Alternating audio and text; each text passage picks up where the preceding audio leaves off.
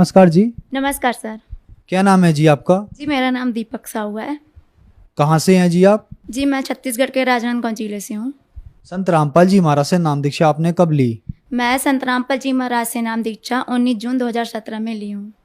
संत रामपाल जी महाराज से नाम दीक्षा लेने से पहले क्या आप कोई भक्ति साधना भी करती थी? जी हाँ, मैं संत रामपाल जी महाराज से नाम दीक्षा लेने से पहले हमारे हिंदू धर्म में जितने भी देवी देवता हैं 33 करोड़, इन सबको भी पूजती थी, क्योंकि हमारे मम्मी पापा पेरेंट्स पहले से इन सबकी पूजा करती थी, तो हमें भी सिखाए थे कि हमें इन्हीं की भक्ति करनी है। और एक तरफ हम लोग दामाखेड़ा पंथ है हमारे छत्तीसगढ़ में, प्रकाश मुनि नाम से एक कबीरपंथी संत है, उनसे भी हमारी फैमिली पहले से दीक्षित थी, दादा परदादा और पापा जी लोग तो उनकी भी भक्ति करते थे। जैसे कि आपने बताया कि आप दामाखेड़ा पंथ से बचपन से ही जुड़ी हैं, तो फिर संत रामपाल जी महाराज के शरण में आने की क्या जरूरत पड़ी?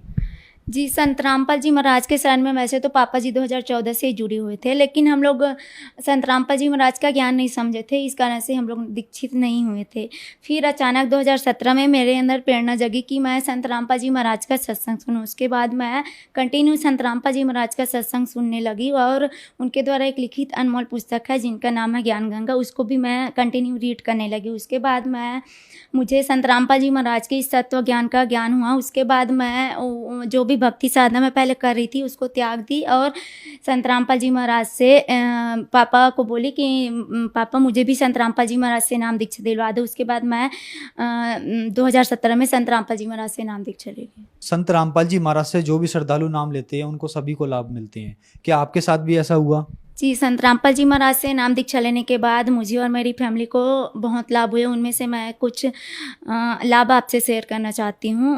उनमें से पहला लाभ मेरे खुद का है।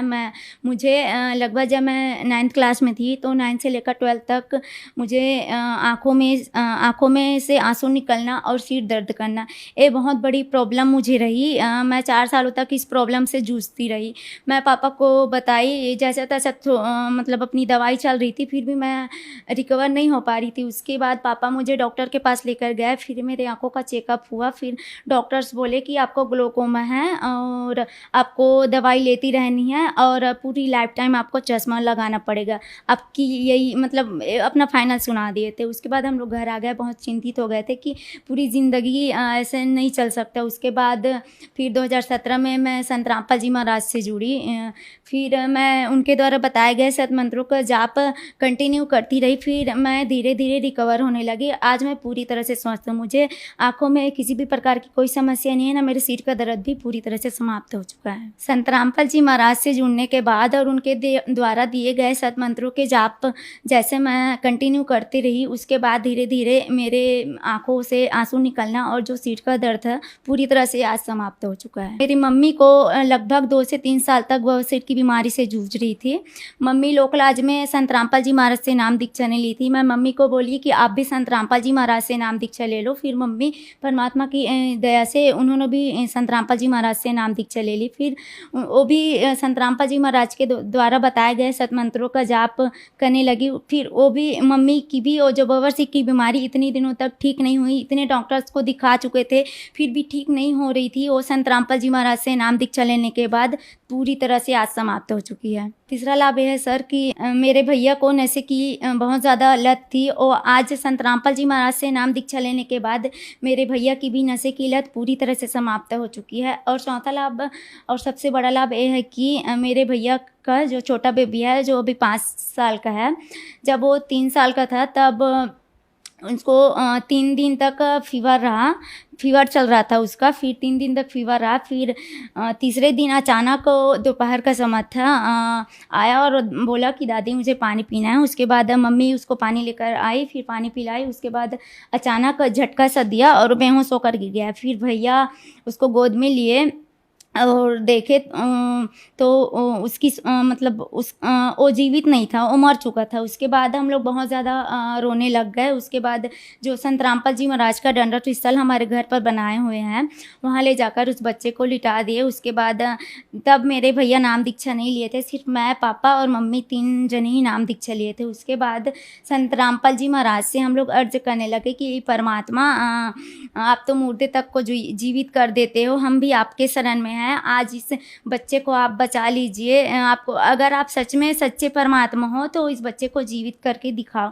क्योंकि भैया नाम दीक्षा नहीं लेते तो सबसे ज़्यादा वही बोले कि अगर आप सच में पूर्ण परमात्मा हो, अगर मुर्दे तक को जीवित करने की आप शक्ति रखते हो तो आज इस बच्चे को जीवित करके दिखा दो। उसके बाद संत रामपाल जी महाराज के आश्रम से हमें अमृत जल और प्रसाद मिलता है, उसे उस बच्चे को खिलाए, दंडवत किए संत रामपाल जी महाराज को और उस बच्चे को अमृत जल और प्रसाद खिलाए। उसके बाद 30 मिनट के बाद वह बच्चे की शरीर में हलचल होना शुरू हो गया और वह बच्चा 30 मिनट के बाद उठकर बैठ गया, जीवित हो गया। तब हमें प्रमाण मिला और मन में भी मतलब दृढ़ हुआ हमारा विश्वास कि वाकई में आप पूर्ण परमात्मा हो जो मुर्दे तक को भी जीवित कर देते हो परमात्मा। आज तो हमारे आंखों के सामने एक घटना घटी है।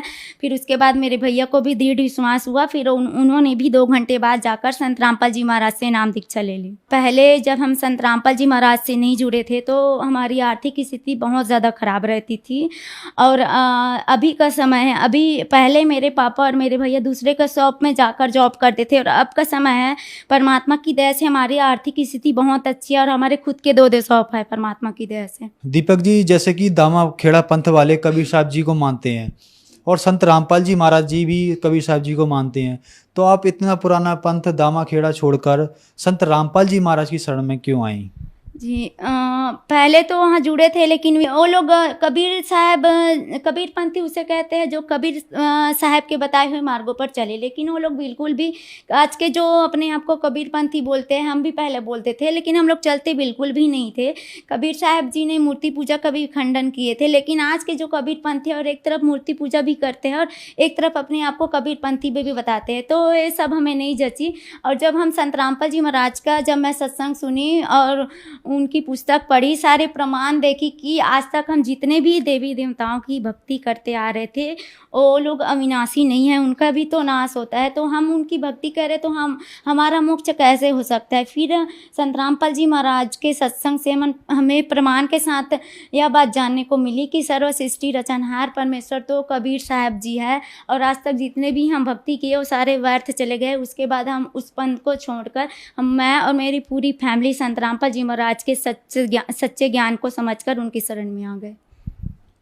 कबीर साहब जी को आप क्या मानती हैं? कवि मानती हैं, संत मानती हैं, भगवान मानती हैं? जी पहले तो मैं जब स्टडी करती थी तो कबीर जी के दोहे पढ़ते थे तो कबीर जी को कवि ही मानते थे, और जब हम लोग दामाखेड़ा पंथ से भी जुड़े थे तो उनको सदगुरु रूप में ही मानते थे, क्योंकि वहाँ हमें वही बताया जाता था कि कबीर साहब जी सदगुरु है। ऐसा नहीं बोलते थे कि कबीर साहब परमात्मा है, सदगुरु के रूप में ही बताते थे और वही मानसिकता हमारी बन गई थी कि वो सदगुरु है। मेरा तो कोई इंटरेस्ट नहीं था, बस सदगुरु रूप में उसे मानती थी और बाकी 33 करोड़ देवी देवताओं को ज़्यादा इंपॉर्टेंस देती थी मैं। फिर मैं संत रामपाल जी महाराज के सत्संगों में देखी, उनके पुस्तक में देखी प्रमाण की कबीर साहब जी भगवान है, तब से हमारी पूरी फैमिली उस पंथ को त्याग कर संत रामपाल जी महाराज के सच्चे पंथ में लगे हुए हैं।